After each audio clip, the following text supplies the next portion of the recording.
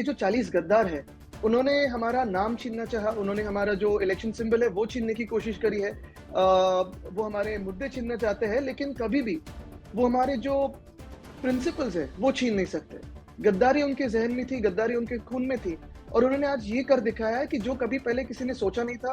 पहले राजनीतिक झगड़े तो होते थे, राजनीतिक विचारधाराएँ अलग रहती थी, पॉलिटिकल पार्टीज़ अलग रहती थी, लेकिन कभी भी किसी ने ये नहीं सोचा कि कोई भी ऐसे एक पक्ष को छीन सकता है और ऐसी गंदी हरकत कर सकता है। मुझे लगता है कि जो किसी के मन में नहीं था, जो गंदा पॉलिटिक्स है, राजनीति कितनी गंदी हो सकती है, वो आज ये 40 गद्दारों ने दिखा दिया है। अभी के चुनाव के लिए उन्होंने जब हमारी लड़ाई अभी सुप्रीम कोर्ट में है, ईसी में है, तो अभी के लिए उन्होंने हमें ये नाम दे दिया है और यही बताया गया है और यही प्रूव करता है कि शिवसेना, उद्धव, बाला साहेब और ठाकरे, ये जो सारे नाम हैं, वो कभी अलग हो नहीं सकते।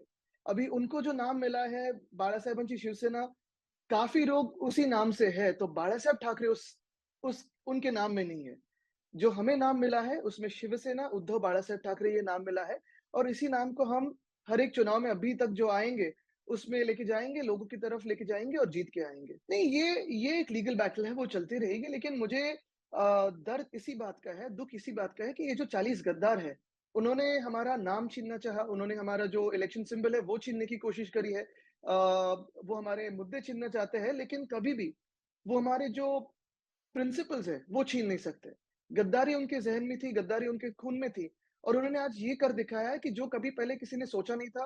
पहले राजनीतिक झगड़े तो होते थे, राजनीतिक विचारधाराएँ अलग रहती थी, पॉलिटिकल पार्टीज़ अलग रहती थी, लेकिन कभी भी किसी ने ये नहीं सोचा कि कोई भी ऐसे एक पक्ष को छीन सकता है और ऐसी गंदी हरकत कर सकता है। मुझे लगता है कि जो किसी के मन में नहीं था, जो गंदा पॉलिटिक्स है, राजनीति कितनी गंदी हो सकती है, वो आज ये 40 गद्दारों ने दिखा दिया है। शायद उनको अगर वहाँ जाना था, तो खुशी से जाते, अगर उनकी विचारधारा बदली होती, उनको लगता है कि हमने कुछ गलत किया होता या कुछ कुछ भी उनके मन में होता, तो वो वहाँ जा सकते थे। वो जिस पार्टी के साथ अभी जुड़े हैं, उस पार्टी में खुशी से जा सकते थे, लेकिन इस्तीफ़ा देके चुनाव लड़ के जा सकते थे, उसी को डेमोक्रेसी कहते हैं, उसी को लोकतंत्र कहते हैं। ये जो उन्होंने किया है, वो सिर्फ़ शिवसेना को धोखा नहीं है, तो पूरे लोकतंत्र को हमारे देश में धोखा है, संविधान को धोखा है। अगर मैं आपके घर पे आऊँ और आपके पीछे जो किताबें हैं, वो अपने बैग में लेके बिना पूछे लेके जाऊँ, तो क्या मेरा दावा उन किताबों पे बनता है? न्याय व्यवस्था ऐसे नहीं चलती है, प्रिंसिपल्स ऐसे नहीं होते, पॉलिटिकल पार्टीज़ और डेमोक्रेसी ऐसे होती नहीं है। अगर चुनाव लड़ना है, तो आपको चुनाव के सामने जाना पड़ेगा, इस्तीफ़ा दे दो और जो करना है करो, खुशी से करो, कोई किसी को आपत्ति नहीं है। लेकिन ये जो दावा है कि नंबर्स है, ये है, वो है, ऐसी गुटबाज़ी, अगर ये गद्दारी लेजिटिमाइज़ करने जाए, तो आप सोचिए कि ये सिर्फ़ महाराष्ट्र नहीं, सिर्फ़ शिवसेना नहीं, तो हर एक राज्य में किसी भी नेशनल पार्टी को या रीजनल पार्टी को धोखा बन सकता है। कल कोई कुछ भी माँग लेगा। कल कोई कांग्रेस या भाजपा या जेएमएम या सपा कुछ भी कहेगा कि ये हमारा है। कोई भी गुट कह लेगा। तो यही मुद्दा रहता है, यही मुझे लगता है पॉइंट है कि ये जो गद्दारी हुई है, वो लेजिटिमाइज़ हो सकती है क्या? हमारे संविधान में कोई ऐसे प्रावधान नहीं है कि लेजिटिमाइज़ कुछ हो सकते हैं।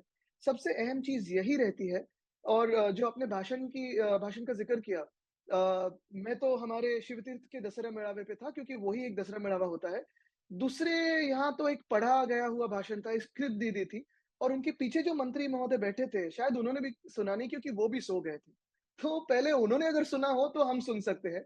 आप देखते होंगे उस समय भी काफ़ी सारे चैनल्स ने भी दिखाया कि वहाँ जो क्राउड आया था, वो कोई बंगाल से कोई लेबर आया था, कोई बिहार से लाया गया था।